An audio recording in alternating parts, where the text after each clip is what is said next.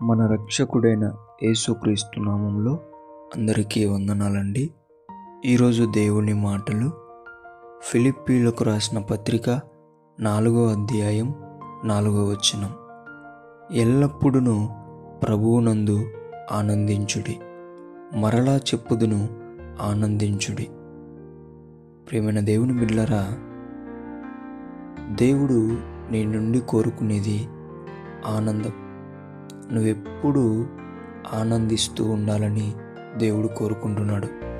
అయితే దేవుని బిడ్డలారా, నీకెన్ని ఆలోచనలైనా, ఎన్ని కష్టాలైనా, ఎంత దుఃఖమైనా ఉండవచ్చు, కానీ ప్రభువును స్తుతించేటప్పుడు నువ్వు ఆనందించు. ప్రభువును ఆరాధించేటప్పుడు నువ్వు ఆనందించు. ప్రభువు నీ మీద ప్రేమ చూపిస్తున్నప్పుడు నువ్వు ఆనందించు.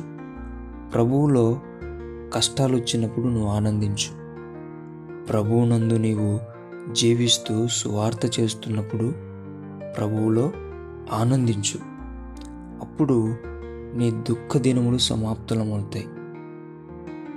నీ బాధాకరమైన జీవితము అక్కడితో ముగుస్తుంది.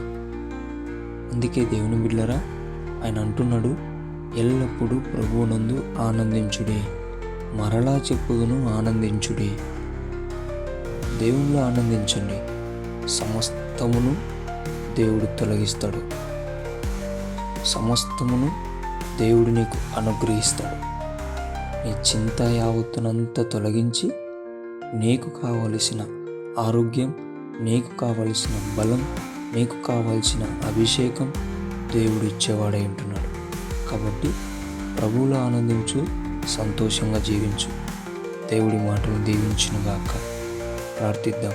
దేవా, మీకు వందనాలు, స్తోత్రాలయ్యా. మాకెన్ని బాధలు, కష్టాలు ఉన్నప్పటికీ, ఎంత దుఃఖం ఉన్నప్పటికీ నీలో ఆనందించే భాగ్యం మాకు దయచేయండి ప్రభువా.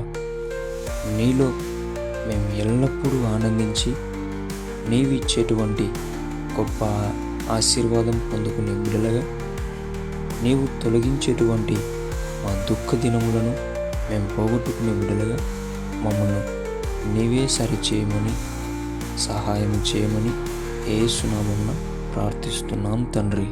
ఆమేన్.